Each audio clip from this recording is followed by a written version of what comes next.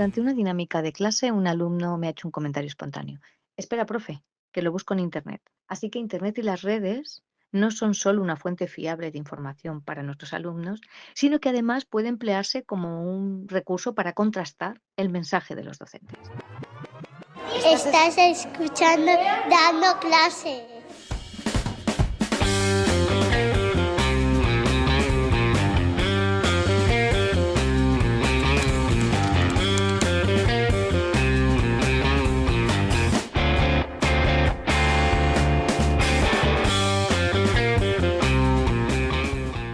Bienvenida, bienvenido a Dando Clase, un espacio para compartir recursos y conseguir que las clases sean como tú quieres, un espacio en el que se aprende y se disfruta.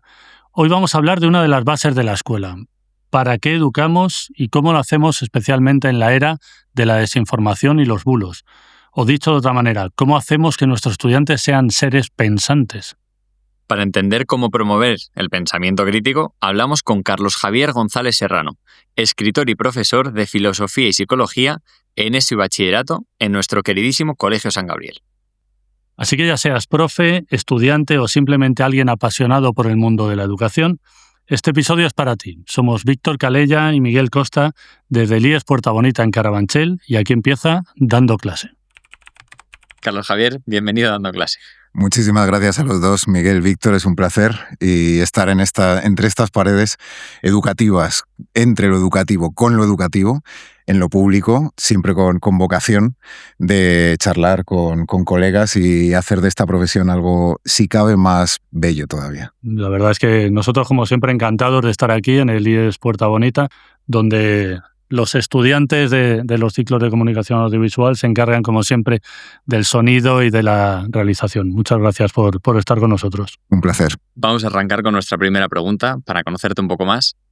¿Quién es el profesor Carlos Javier, o como nos has confesado, el profesor CJ?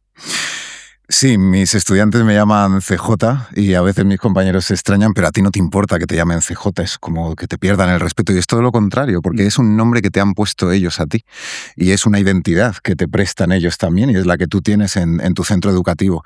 ¿Y quién es Carlos Javier González Serrano? Es alguien que tiene introducido en las venas, con todo tipo de ilusión, con todo tipo de ganas, la educación, estar para mis estudiantes y compartir con ellos. Creo que soy alguien, y hablo en primera persona para no despersonalizarme y hablar de mí en tercera persona, como Carlos Javier es ese de ahí, no, soy yo y puedo conjugar en primera persona que soy profesor y que lo soy convencido y que voy a ser más taxativo todavía, quiero serlo. Y creo que hoy el profesorado está en una situación un poco compleja, dada la situación social, económica, antropológica incluso, si queremos ponernos estupendos, pero un profesor no solo tiene que tener vocación, sino querer ejercerla en el aula con y entre sus estudiantes. Soy profesor. Me encanta esta idea de vocación.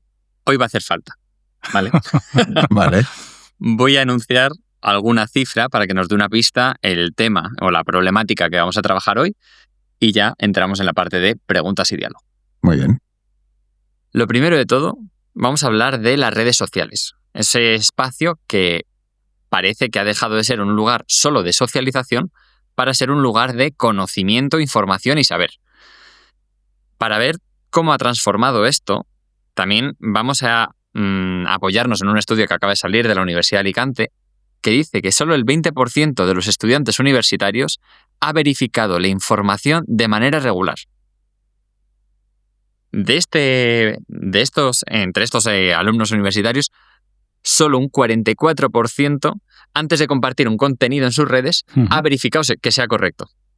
Es decir, no llegamos a la mitad de los estudiantes universitarios, que ahora podemos hablar de bachillerato o de eso, están reproduciendo una información y ni la mitad ha llegado a verificar si es cierto o no.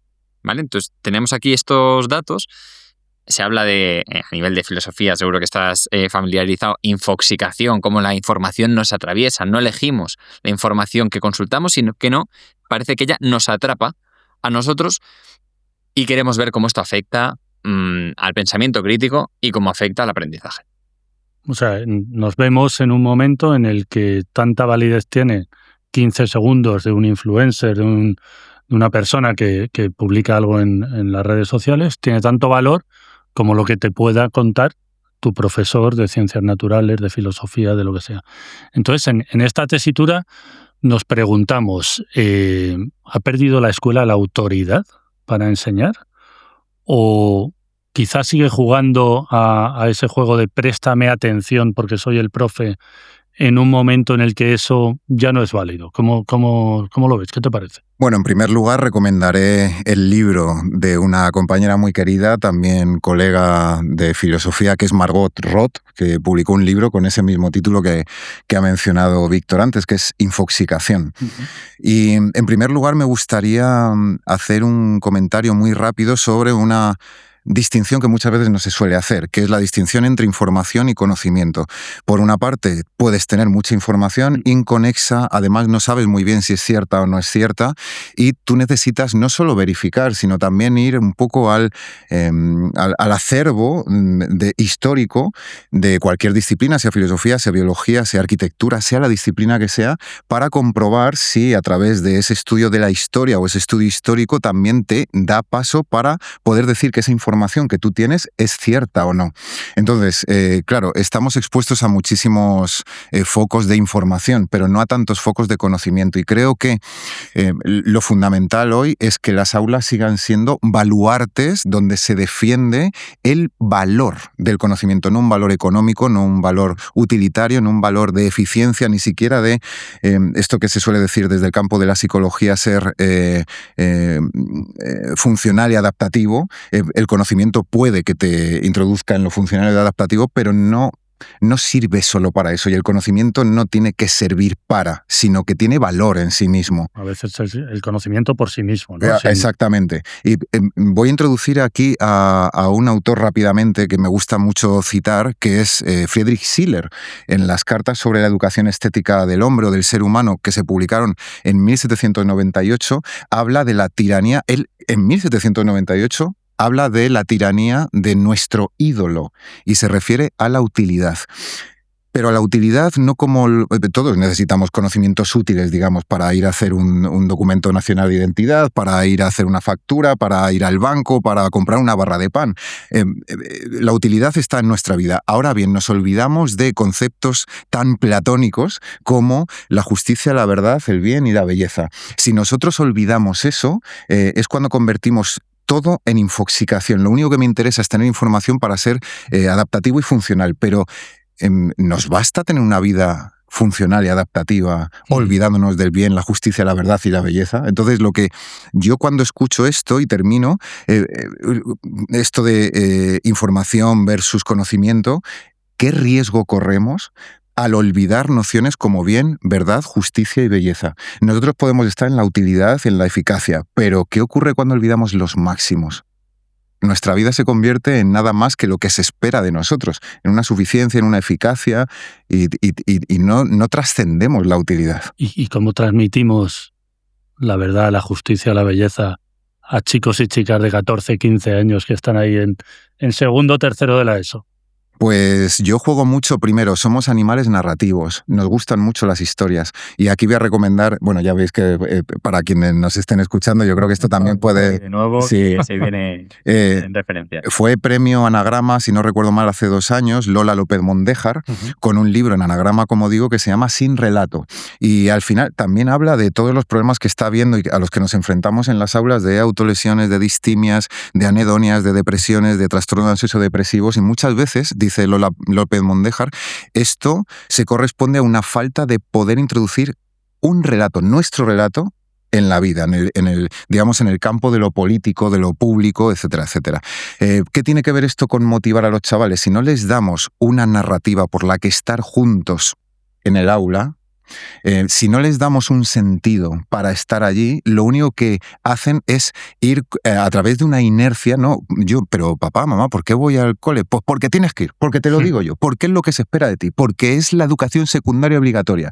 Si de repente tú logras hacerle olvidar y se me pone la piel de gallina al decir esto, porque yo lo veo en sus miradas, cuando cuentas una historia en la que, el mito de la caverna, que es algo tan manido, pero se lo cuentas de tal manera que sea la primera vez, como si fuera la primera vez que lo escuchan, y ellos de repente se introducen en una narrativa, en la que estamos todos mezclados. Es estar mezclados en conocer algo, es cuando se alumbra la luz del quiero conocer más. No tanto el he llegado a un conocimiento justo, certero, definitivo, sino quiero seguir aprendiendo. Sí, deja de ser unidireccional, ¿no? Para ser algo compartido. Exacto. Y no hay nada más bello que compartir conocimiento con tus estudiantes. Yo creo que no hay nada más bello. Y para eso yo creo que estamos los profesores, las profesoras en el aula. Compartir con ellos conocimiento, en un camino entregado al conocimiento. Interpreto entonces que la tendencia actual es información y por información, datos, acumulación de, ¿no? Como es decir, leo algo, lo reproduzco, ahí hablo un poco de mi libro, de tema de creatividad, como decir, lo que escucho no lo proceso, sino que lo pongo de memoria, ya sea esa información. Hablamos de conocimiento y de relato, entonces, como para aclarar, esa especie de conexiones entre informaciones o de relato de secuencias. Me animo, me vas a perdonar porque has juntado a dos filósofos aquí, entonces acaba de sacar Byung-Chul Han, el del fin de la narrativa, creo que se llama, y habla cómo estamos perdiendo esta idea de lo que nos hace humanos. Los seres sociales es a través de lo comunitario. Si en el aula no estamos dando un discurso que vertebre, que hile lo que es la propia, carrera escolar de los alumnos, es probable que se sienta más perdido y que al final estamos ahora virando hacia un capítulo de motivación, ¿vale? Lo sé, luego vamos a volver. Pero claro, que muchas veces nos falta esta idea de decir, haz esto, haz esto, haz esto. Le estamos dando información para que repitan lo que queremos. Entonces, bueno, ya por aterrizarlo en el aula, ¿cómo conseguimos que alumnos, alumnas que están acostumbrados al repetir, cojo esto de Twitter de Twitter o de TikTok o de lo que sea, y es lo que reproduzco? ¿Cómo le decimos tu vida va a valer más si aspiras al conocimiento? Porque desde ellos va a haber una resistencia a nivel de proceso cognitivo, implica mayor energía y demás. ¿Por qué no me voy a quedar en aquello que me está dando la razón en mi algoritmo? Bueno, estoy apuntando aquí delante Descartes, porque en esta acumulación permanente de cosas que se nos dan, con las que atiborrar nuestra vida y llenarla de información y de hiperestimulación, con la que, por cierto, así se consigue que nunca nos escuchemos a nosotros mismos, y cuando nos escuchamos, y claro, nosotros somos adultos, más o menos funcionales, más o menos adaptativos, bueno, en fin, pero ellos no lo son. Todavía, quiero decir, se están formando, tienen emociones a veces desbocadas, desde la niñez hasta la adolescencia más o menos tardía, de los 17, 18, 19 años de segundo de bachillerato y ya en ciclos de formación profesional, 19, 20 años.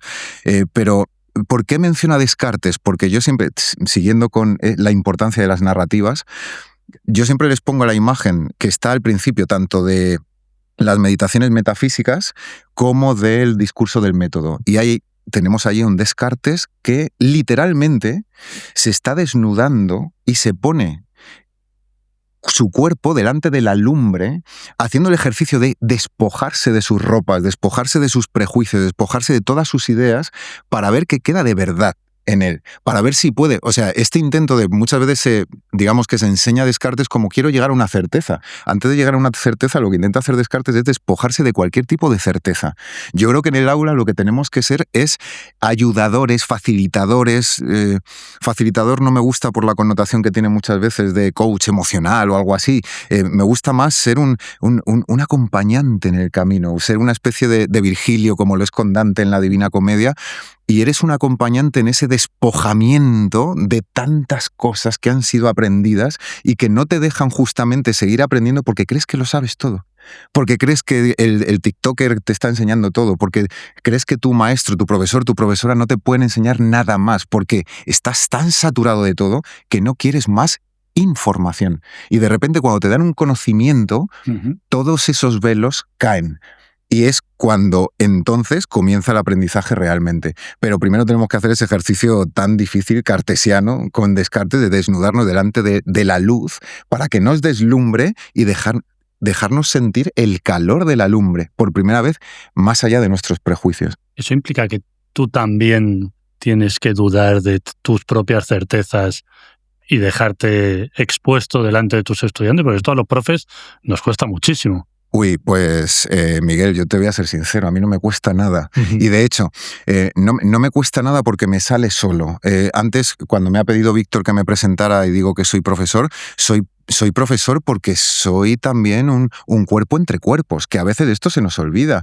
Soy unas emociones entre emociones, soy un manojito de un montón de percepciones, de maneras de ver el mundo, entre otras percepciones y otras maneras de ver el mundo. Cuando yo me olvido, y evidentemente siempre hay una jerarquía, pero ellos lo saben también. Entonces, antes has mencionado, Miguel, el tema del respeto, cómo ganar la autoridad, o cómo ganar la autoridad del conocimiento en el aula y demás. Yo creo que el respeto se conquista cuando tus estudiantes se dan cuenta de que contigo aprenden. Si contigo aprenden, de repente se genera una urdimbre en la clase por la que los que están ahí un poco entre apesadumbrados y lo que usualmente se llama alumnos disruptivos, en realidad lo son porque no han encontrado motivo para estar allí. Pero si tú les das un motivo para estar en el aula, de repente quieren estar en el aula. ¿Y cuántas veces tenemos la experiencia, y aquí también me emociono y tengo toda la piel del cuerpo de gallina, es cuando ese presunto, y estoy utilizando comillas, se verá en la grabación, que no miento, ese presunto o presunta alumno o alumna disruptivo o disruptiva, de repente se le ilumina o gira, hace un movimiento de cabeza como: esto que me estás contando de Susan Sontag sobre la espectacularización de las guerras, del dolor, del sufrimiento, esto me está apelando, porque estoy viendo la guerra en Palestina, porque estoy viendo todo lo que está pasando con Ucrania, con Rusia, con el mundo, con Estados Unidos, con lo que sea. De repente, Susan Sontag habla de esto, me voy a leer ante el dolor de los demás. Ese cambio en la mirada yo creo que es la razón por la que estamos en el aula. Y termino, Miguel, el cambio de la mirada. Nosotros creo que somos facilitadores para que el mirar de los estudiantes pueda mirar hacia otro orden de cosas, que la mirada hacia la que tienen focalizado, y esto tiene mucho que ver con lo que comentaba Víctor ahora, esa acumulación de cosas, es porque estamos mirando todo el rato a esa acumulación de cosas. Pero si cambiamos la mirada y miramos hacia aquello que nunca hemos visto, o miramos lo mismo, como decía Schopenhauer, pero lo miramos con una vista renovada, de repente aquello que es lo mismo, encontramos una manera distinta de verlo, distinta de enfrentarlo, y lo más importante, en compañía con un profesor que te está enseñando. Y lo más importante, que quieres que te enseñe más. Y no quieres que se acabe esa clase. Hombre, sí, claro, quieren que se acabe esa clase, por supuesto, pero quieren estar allí. Y tú con ellos, y se genera... Y te dicen eso de, Sí. qué rápido se me ha pasado, ¿no? Porque el aprendizaje está funcionando y, como tú dices, quieren estar allí. Escuchándote, estaba pensando, claro, ese nivel de exposición del profesor hacia los estudiantes, ese nivel también de conseguir interpelarles y que lo que tú estás contando les conmueva, conecte con ellos. Pero ¿dónde está el límite? Y esto que quizás es un tema muy, no sé cómo decirte, muy mundano, muy banal, pero sé que hay muchos docentes preocupados. ¿Dónde está el límite entre exponer tu visión de las cosas, tu visión de la realidad, o tener una influencia quizás excesiva en el pensamiento de niños, niñas de 14, 15, 16 años, y como tú decías, está en formación? Es decir, ¿debe el profesor dar su opinión sobre los temas que aparecen? Has hablado de la guerra, pero tenemos una serie de conflictos. ¿El profesor tiene que opinar y tiene que posicionarse? ¿Dónde nos posicionamos? ¿Dónde adoctrinamos? ¿Cómo vivimos esto? Yo tengo a este respecto algo muy claro, Miguel, y esto es muy zambraniano. María Zambrano, al principio de Claros del Bosque, habla del aula como el lugar donde se aprende de oído. Y esto es muy importante. Y ahora mismo estamos en una sala con un montón de butacas vacías. Dice María Zambrano, te prometo que te voy a contestar, que tiene que ver con... que parece que me estoy yendo por las ramas, pero no. María Zambrano dice que el aula, etimológicamente, apela a un lugar que está vacío.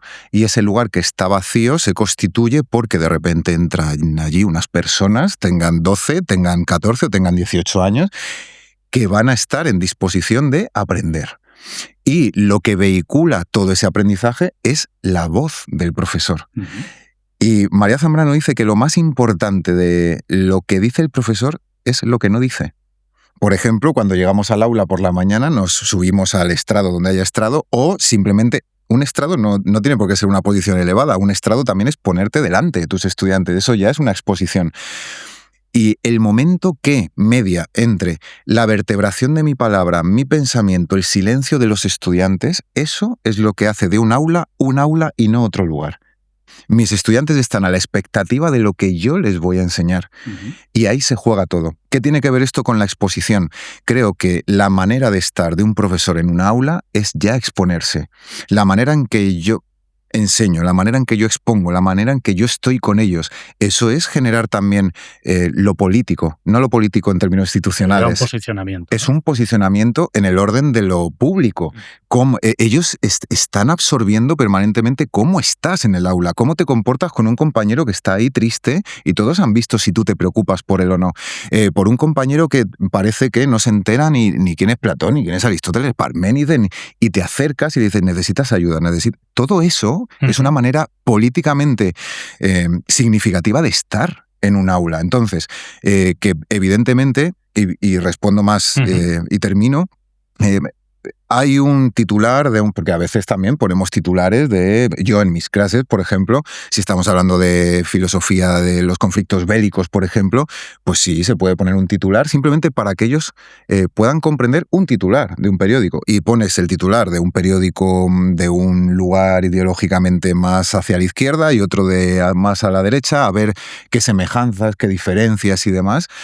Y el mejor posicionamiento que tiene que tener un profesor, y esto no es irme por la tangente, Miguel, no. Creo que es, al menos es mi posición, exponerles a ellos que existe esa divergencia, esa polaridad y esa polarización, nada fingida y absolutamente buscada por medios de comunicación, por partidos políticos, es ya posicionarse. Porque el pensamiento crítico no es una entrega que les hago yo, es una acción. Y el pensamiento crítico o se ejerce o yo no te lo puedo dar como te doy un diploma o como te doy un objeto. Eso se ejerce, es una praxis. Entonces, cuando yo te estoy poniendo dos titulares absolutamente opuestos sobre el mismo hecho, fomentas esa práctica. Por lo menos relanzas la posibilidad de que ese contraste responda a intereses, sean económicos, antropológicos, políticos, de cualquier tipo. Pero eso ya es un posicionamiento y no hace falta decir si me parece bien Trump o me parece mal Trump. Simplemente por exponer objetivamente el conocimiento y darles instrumentos para que ellos piensen la realidad, creo que eso es un posicionamiento ya, claro. Creo. No, total. Creo que, también agradezco mucho a nivel particular porque estoy bastante quemado de tenéis que ser más críticos, tenéis que aplicar el pensamiento crítico, que son frases vacías. Es decir, a mí me recuerda de todos somos pensadores críticos para con nuestro ombligo. Pero, ¿sabes? Y lo predicamos muchas veces. Sin embargo, cuando se trata de los estudiantes, creo que vamos a conectar mucho más con ellos a través de la praxis que no de estas frases vacías. Conecto además con cosas que han salido, que es la duda del profesor. Hagamos de la duda una base. Una base a partir de la cual comprender y conocer. Y no se trata del profesor de filosofía. Se trata, es decir, el método científico de qué va, de qué se basa. Precisamente de esto. Entonces, también hago llamamiento aquí a los oyentes, da igual que seas el profesor de biología, de filosofía, de historia, lo que sea, vamos a partir desde una humildad. Una humildad epistémica, es decir, yo he hecho un esfuerzo por conocer, os traigo este conocimiento, si me hacéis preguntas que yo no lo sé, también conectamos con esto, con otros episodios, esta idea de el error como motor del aprendizaje. Pues a nivel social funciona exactamente igual. Totalmente. El conocimiento es conocimiento en tanto y en cuanto se puede refutar en un futuro cuando vayamos haciendo otras conexiones. Y además, y ya aprovecho para conectar cosas que hemos ido diciendo al aula, el tema de situaciones de aprendizaje. Si el conocimiento es conectar información, ese conocimiento lo van a formar en el momento que lo conectan con cosas de su presente.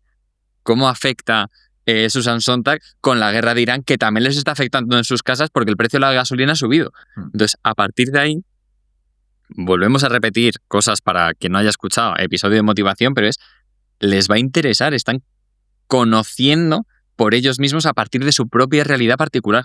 Así que esto me parece que estamos dando con claves que, si a priori parecen abstractas, no. Esto se lleva al aula. Y el reto, ahora mismo uno más, es el tema de los ritmos. Los ritmos de la sociedad y a la vez los ritmos de la clase. Sabemos que has escrito ahora un libro, El aula insurgente, momento promoción. Bueno. Y aquí se habla también de la necesidad de la pausa, de los silencios, de recuperar el aula como algo sagrado.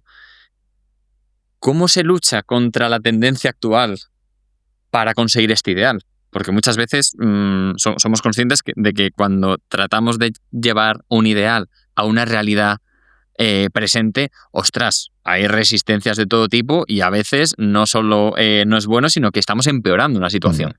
¿Cómo hacemos?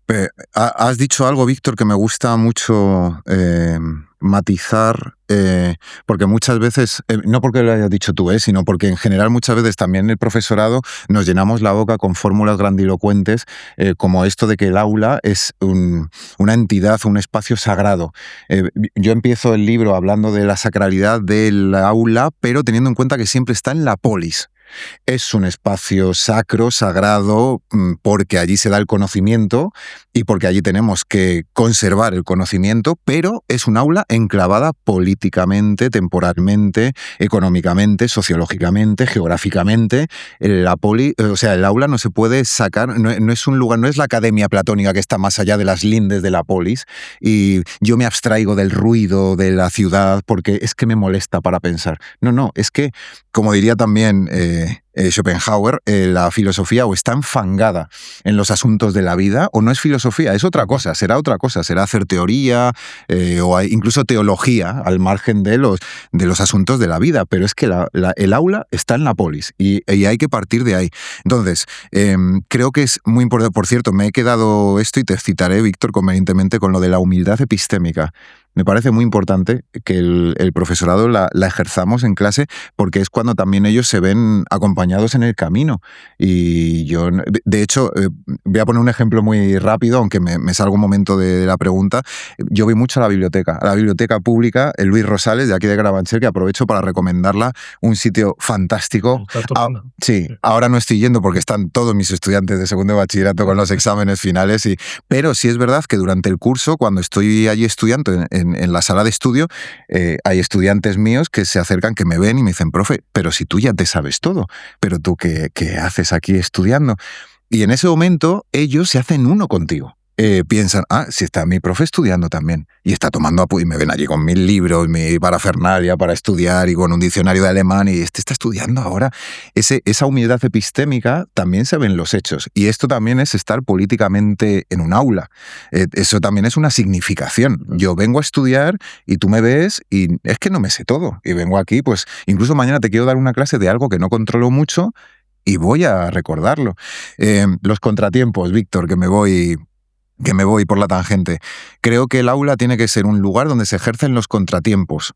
Los contratiempos frente a los tiempos hegemónicos o hegemonizados o convenientemente inscritos en nuestra sociedad de lo que tienes que hacer cuando lo tienes que hacer. Mis chavales de segundo de bachillerato tienen pánico a confundirse en su elección para la carrera o en su elección para un ciclo superior.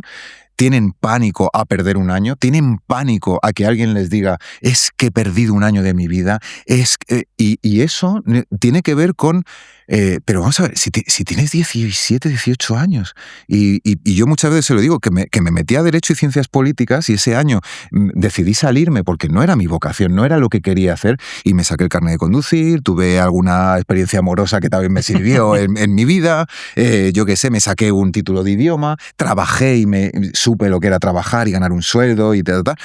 ¿Y quién perdió? ¿Quién pierde? ¿Qué significa perder? Entonces, en el aula muchas veces también estamos y la PAU, y las métricas, y el informe PISA, y todo lo que tienes que hacer para estar dentro de la indexación conveniente.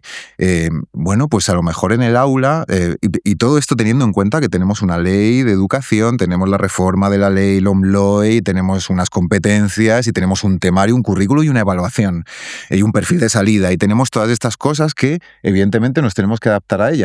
Ahora bien, todo eso puede suceder sin tener permanentemente la presión y la PAU, y lo que tienes que hacer. Y cuando de repente toda esa presión, de hecho el aprendizaje sucede cuando esa presión se la quitan de encima.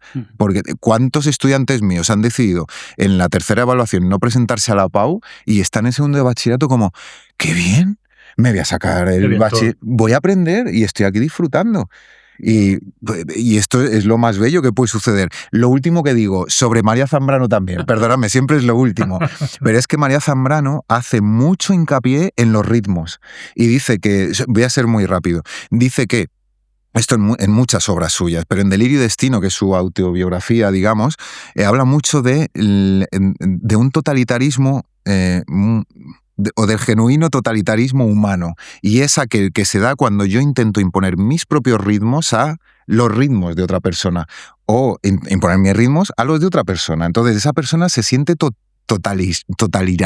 no sé cómo decirlo, se siente sometida, oprimida, como yo no quiero seguir unos ritmos ajenos a los que yo tengo que llevar. Y termino citando a María Zambrano en una entrevista, me acuerdo siempre del año porque es el año en que yo nací, en 1985. Entonces, cuando María Zambrano la entrevistan, ya muy próxima a volver a España, le dicen, María, ¿y qué es lo peor que puede hacer un ser humano? Y es imponer los ritmos, dice María Zambrano, los tuyos propios a los de otra persona. Y dice que qué hermoso sueño existe cuando somos capaces de acomodar nuestro propio ritmo a los ritmos del mundo, que también los tiene. Entonces, esto es muy próximo también a las enseñanzas del Tao, ahora no me quiero poner con estos asuntos, pero acierta también sabiduría que muchas veces olvidamos en Occidente y que tendemos a despreciar porque aquí todo es aletheia, o sea, es como desprender los velos para llegar a la verdad, pero toda la sabiduría hindú, toda la sabiduría china, toda la sabiduría japonesa tiene que ver más con, en vez de progresar hacia adelante, progresar hacia adentro.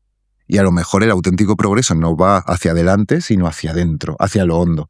Yo creo que tiene que ver eso con los tiempos del aula. Los contratiempos es facilitar el camino del estudiante hacia adentro. Nos estás conectando, sin saberlo, que tiene más mérito con lo que pasó aquí hace 2 episodios, con la idea de aprendizaje autodirigido, que tuvimos la suerte de estar con profes y alumna del Nazareo Porto. También mantenemos en Carabanchel esta idea de la autonomía como en ese proceso de aprendizaje. Dejadme que cuente una pequeñísima anécdota. Creo que, Miguel, lo vas a conocer porque la sufriste. Yo en mi periodo de prácticas, pese a venir de la rama de filosofía, me tocó en formación profesional básica para dar informática. Y era, si no recuerdo mal, es que ya ni me acuerdo los nombres de operaciones auxiliares. Días que yo me quedaba solo, dije, ostras, ¿qué hago aquí? Pues lo que dije es, chicos, no tengo ni idea de este libro, creo que lo vais a entender vosotros mejor, vamos a hacer una cosa.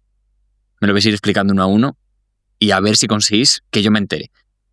Pues un grupo, os podéis imaginar, formación profesional básica, año 1, Villaverde Bajo, no sabéis qué resultado tuvo porque fue un cambio de chip, es decir, se está desprendiendo de la autoridad para decir, no sé, ayudadme.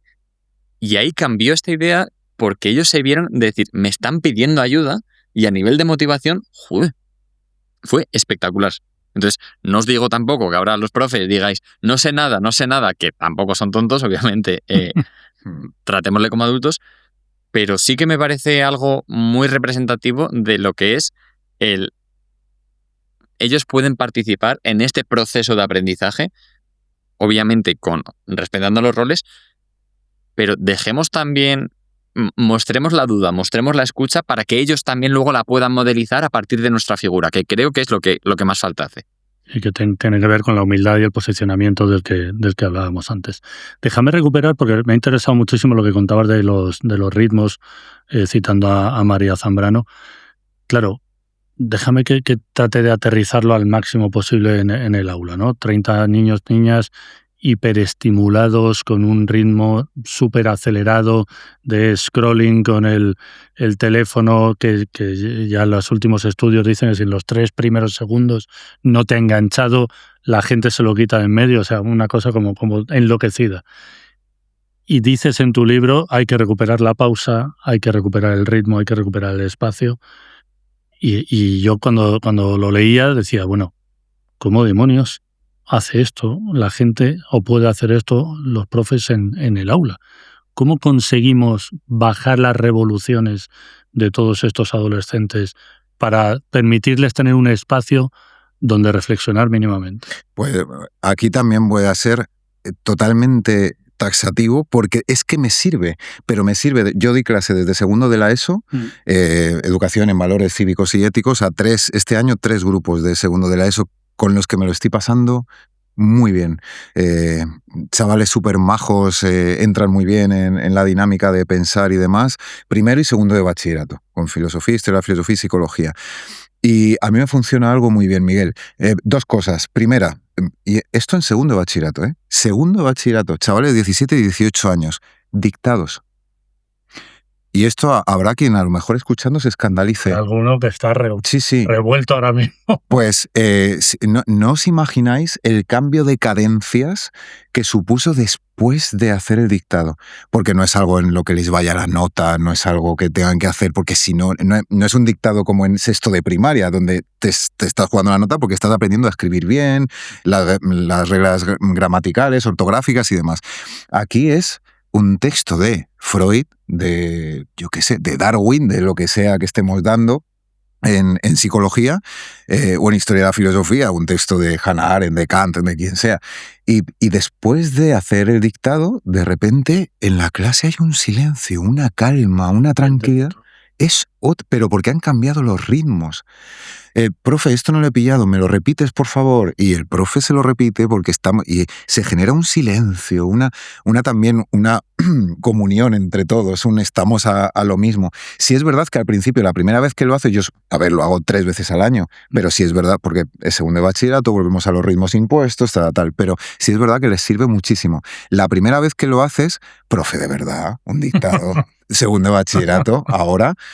Y ellos al final acaban diciendo, jolín, que a gusto estoy. Eso por una parte. Y por otra parte, leer. Leer en clase. Leer en un aula. He hecho la prueba. Este año no lo he hecho, pero hace 2 años fue la última vez que lo hice. Leímos el banquete de Platón entero. Ellos sabían que yo entraba al aula, ponían el banquete delante y empezábamos a leer. Y oye, aquello era... otra cosa. Teniendo tiempo para leer tranquilamente. Compartir una historia. Si es verdad que es primero de bachillerato, no tienes la prisa, la presión de segundo de bachillerato, por llegamos, no llegamos al temario, los 12 autores, la PAU, pero en primero de bachillerato se pueden hacer muchas cosas. Y yo creo que es el curso, además, el curso bisagra. Todos lo sabemos, sí. Que se acaba una manera de hacer las cosas, más o menos en cadena, la ESO, vamos todo, ahí renqueando tal, y de repente eres un adulto, una adulta que quiere tomar la rienda de su propia libertad. Yo estoy estudiando porque quiero estudiar, porque quiero seguir, aunque papá y mamá me han dicho que sí, tengo que hacer bachillerato, pero hay un cambio muy sustancial. Claro. Sí.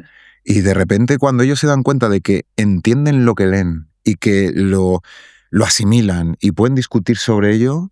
Así que desde aquí a mis compañeras y mis compañeros les recomiendo, lo de leer no es ningún descubrimiento, pero los dictados en etapas superiores de enseñanza, y yo lo recomendaría incluso en la universidad. Fíjate que lo de leer no es descubrimiento, creo que lo estamos descubriendo. Hablemos en el presente, porque yo creo que hemos estado también en esta idea de, pero no le podemos dar solo información. No. Recordamos, información contra conocimiento, lectura como lugar de la pausa, y a la vez estamos hilando en esta conversación, parece que no, pero si vas muy deprisa y vas fijándote en pequeños estímulos, lo que tienes es información. Si paras, pausas, escuchas, ahí ya estamos generando una base para que se dé el conocimiento. Para ir terminando, vamos a meternos en un melón, algo un poco más espinoso, que es el tema de... vivimos en un sistema educativo que, como describes, mercantilista, utilitarista, que estamos formando más trabajadores que ciudadanos, ¿no? Podemos decir así a nivel tendencia rápida.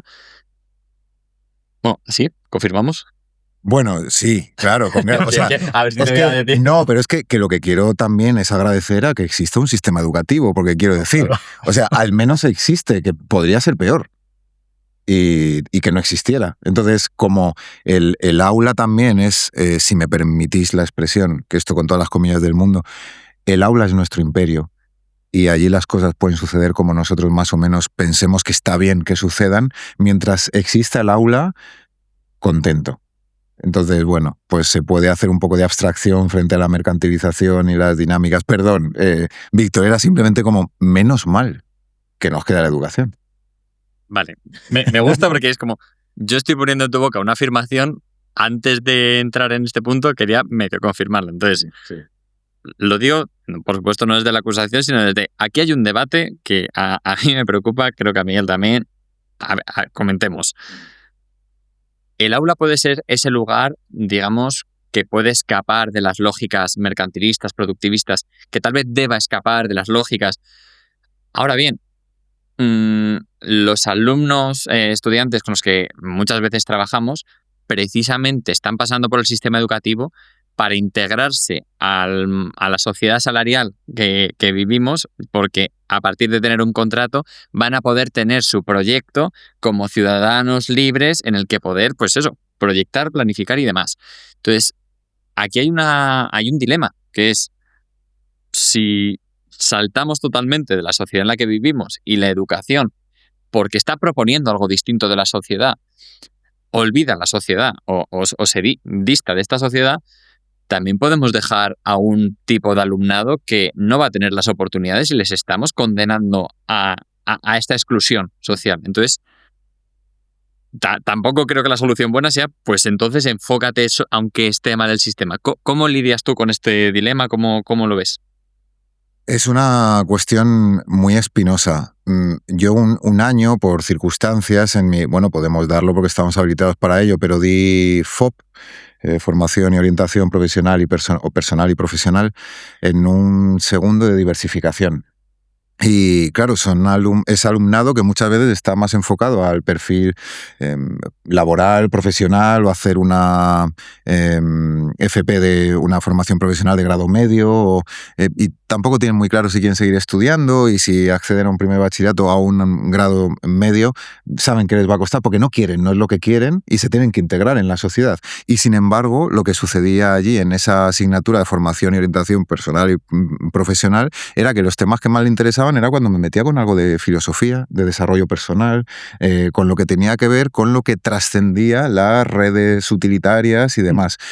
Entonces, creo que no tenemos que ser ingenuos, y creo que este debate también está en paralelo con el de tecnología sí, tecnología no, porque muchas veces también, por ejemplo, tener un dispositivo electrónico delante no solo supone tecnología sí o tecnología no, sino no gastarte todos los años 400 euros en libros. Entonces, si tú tienes un dispositivo electrónico y tus profesores son los que crean el contenido, que este es otro debate, debate sobre debate, o sea, son muchos debates, la creación del contenido por los profesores, ¿quién también va a validar ese contenido que hacen los profesores? Un inspector, una inspectora van a ir a ver si están conforme a currículo, o sea, sería imposible absolutamente. Pero sí es verdad que el Chromebook, el dispositivo que tengan, da igual, también facilita el acceso a ciertas capas poblacionales más deprimidas o más, no sé, incluso en la pauperización a veces. O sea, es que hay que tener, y esto pasa en titularidades concertadas y en titularidades públicas, en privadas a lo mejor menos, pero claro, cuantas más becas hay también por parte de la administración pública, en los privados y en los concertados, pues también hay cada vez más alumnado. En cualquier caso, creo que es un debate no debate, y creo que tenemos que, sin ser ingenuos, posicionarnos en unos máximos. Al menos es mi posición. Y si yo estoy en un aula, por supuesto, si les tengo que enseñar a hacer una factura, les enseño a hacer una factura. Si les tengo que enseñar a firmar un contrato de trabajo, les enseño a formar un contrato de trabajo, a firmar lo que haga falta. Ahora, a firmar un contrato de trabajo se aprende firmándolo y leyéndolo.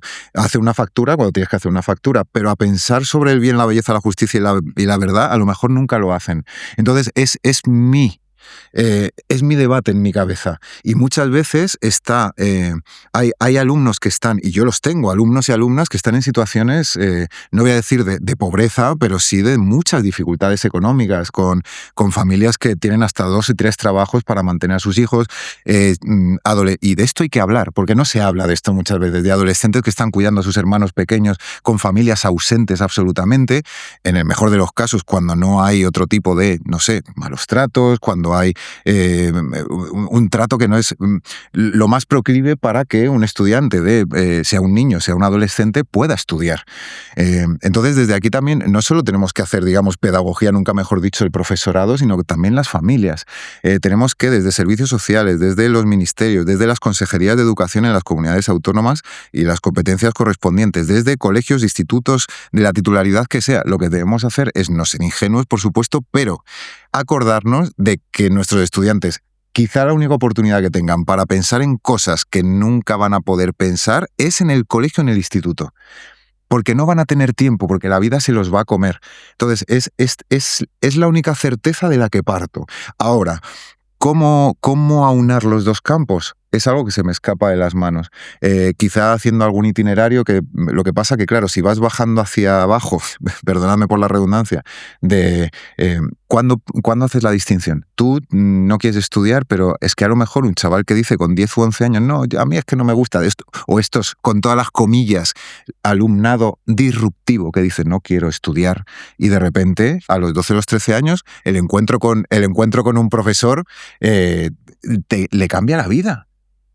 Y quiere seguir estudiando. Entonces, a veces les privamos de oportunidades por decirles tienes que ir al mundo, y otras veces por ser muy estupendos nos olvidamos de que hay situaciones socialmente y económicamente un poco vulnerables que tenemos que atender. Pero es muy difícil, Víctor. Una respuesta está en que la escuela debe ser capaz de dar sentido a ambas filosofías, ¿no? Por ejemplo, conozco algunos proyectos y yo mismo estoy trabajando en uno en zonas socioeconómicamente menos favorecidas en las ciudades, y donde, sin embargo, se están tratando de levantar escuelas que estéticamente sean bellas, porque la belleza no puede ser un privilegio también, como tantos otros, de los estudiantes más favorecidos socioeconómicamente, ¿no? Que los estudiantes de ciertos barrios de las ciudades tengan derecho a que su escuela también sea un lugar bonito, agradable, donde se quiere estar, ¿no? Sí. Pero bueno, es otra cuestión. Voy con la última pregunta. Hablando de esto de la humildad, nuestros técnicos, estudiantes, nos sacan un cartel ahí como diciendo, os estáis enrollando, ya llevamos mucho tiempo hablando. Y muchas gracias. Y vamos con la última pregunta. Yo te quería preguntar, ¿qué le dirías? Esto se lo hacemos a todos los invitados y siempre es una pregunta bastante interesante. ¿Qué le dirías a Carlos Javier cuando estaba empezando a ser profe? ¿Qué le contarías? ¿Qué consejo le darías ahora que tienes un recorrido en la enseñanza? Le daría el mismo consejo que doy a mis estudiantes, que me doy a mí mismo cada día, y que creo que tiene todas las respuestas en el ámbito educativo, y es, aunque a veces creas que no, persevera. Y cuando hayas pensado que lo mejor no es perseverar, persevera.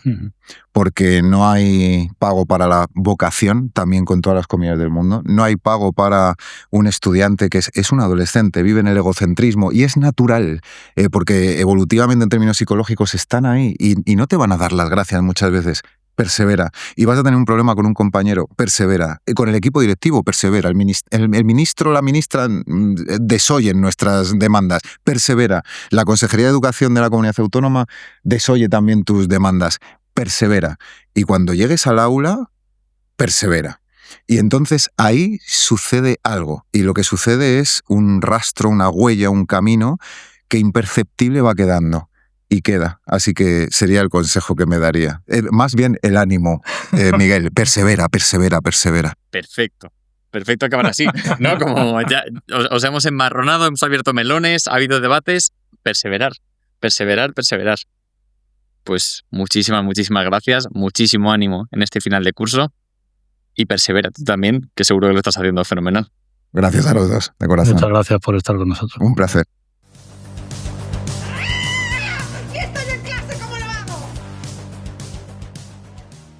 Me gusta mucho esta persona, este profesor.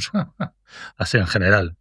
Joder, es que ver una persona con esa capacidad reflexiva y a la vez con esa vocación, esa pasión... A mí eso me ha encantado, o sea, porque es algo muy reconocible. Cuando alguien habla de su aula con esa pasión, ese entusiasmo, ese cómo me gusta estar en mi clase y estar con mis estudiantes, eso es impagable. Lo aterrizamos, que bastante turra hemos dado al oyente. Dale. ¿Esto en clase cómo lo hago? Esto en clase, ¿cómo lo hacemos? Voy a soltar cosas que he ido haciendo en clase. Venga. Me han funcionado. Venga. Y vas metiendo lo que quieras. Vamos. Punto 1. ¿Cómo hacemos que sean conscientes de los sesgos? Que me parece lo más complicado. Todos creemos que somos aquí libres pensadores, pensamiento crítico. Vale, un ejercicio súper chulo, ahora que tenemos Chromebook, o el propio móvil si os dejan, que busquen la misma búsqueda, todos, palabra por palabra. A la misma cuestión, cada estudiante buscándolo por su lado. Eso es. ¿Cuál es el resultado? el algoritmo de cada uno de ellos va a hacer que el resultado de búsqueda sea diferente. Entonces es una forma de decir, uy, ¿por qué a ti te ha aparecido primero este influencer? ¿Por qué a ti esta noticia de periódico? ¿Por qué a ti de este periódico y a mí de este otro? Entonces ya les hacemos conscientes de la cámara de eco. Además, con cuestiones que tengan cierta polémica, ¿no? Pues yo qué sé, que estemos en las noticias con ello todos los días. No busques el tiempo en Madrid mañana, porque eso... Pero sí ese penalti que le han pitado al Madrid, eso sí que Por ejemplo, es un buen ejemplo. Temas de fútbol, política, cualquier cosa de reflexión. Siguiente punto. Dale. Los debates, que yo creo que es... Perdón, déjame que retome el tema de los sesgos, porque... Claro, aquí, una vez que me encanta la dinámica que has propuesto, porque constatan que evidentemente el algoritmo va moldeando también tu pensamiento, es muy importante hacerles conscientes de sus propios sesgos. Es decir, lo ha comentado Carlos antes en la charla. Esa disonancia entre la información y el conocimiento, hacerla explícita. Es decir, que llegue un momento en el que uno de esos temas se explique cuál es el conocimiento real. Es decir, lo que está demostrado, lo que es empírico, lo que es evidente, lo que es una certeza. Mira, relacionado con esto hay una práctica. Aquí trabajamos a partir de un texto. Ellos lo que tienen que hacer, los alumnas, es distinguir dentro del texto cuáles son los hechos, es decir, qué cosa está constatada, existe y es así, cuáles son las deducciones o inferencias, es decir, de este hecho se puede interpretar esto otro, y por último, cuáles son las opiniones del autor o la escritora del texto. Entonces, eso, llevado luego a su propio texto, también es un ejercicio de metacognición y de reconocer estos sesgos. Claro. ¿Qué te parece? De hecho, podemos tirar, incluso cuando llegues al punto de las opiniones, para incidir en el asunto de que no todas las opiniones son válidas, si hay algunas que directamente son falsas, son mentiras. Entonces, esto a los estudiantes les cala mucho, ¿no? Todas las opiniones son válidas, profe. No. Hay opiniones que son falsedades y que, por lo tanto, no entramos en el rango de la opinión, sino de la mentira. Claro, aquí yo creo que es importante saber lo que es lo que sucede en la realidad y luego las interpretaciones que vamos haciendo de eso. Entonces, cuanto más nos alejamos, más posibilidades hay de que sea una opinión un poco certera. Correcto. Dicho esto, también para ser conscientes de las creencias que tienen, a mí me gusta mucho la técnica de los 5 porqués. Esto como profesor no vas a caer bien, ya te aviso. Cuéntame, ¿esto de qué va? Esto es en el momento que hay un debate o alguien dice una afirmación, una creencia, la norma en los 5 porqués, como dice su nombre, le dices, ¿por qué crees esto?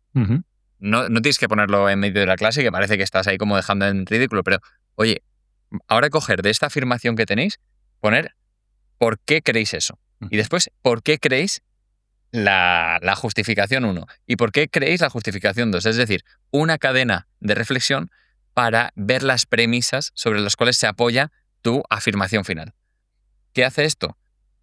A veces abruma decir, uy, yo mismo, decir, estoy diciendo, yo qué sé, los precios de la vivienda o para el problema de la vivienda en España se debe hacer esto. ¿Por qué? ¿Por qué? ¿Por qué? O te retas a ti mismo. Claro, ¿no? el tercer ¿por qué? Digo, porque lo he leído en Twitter.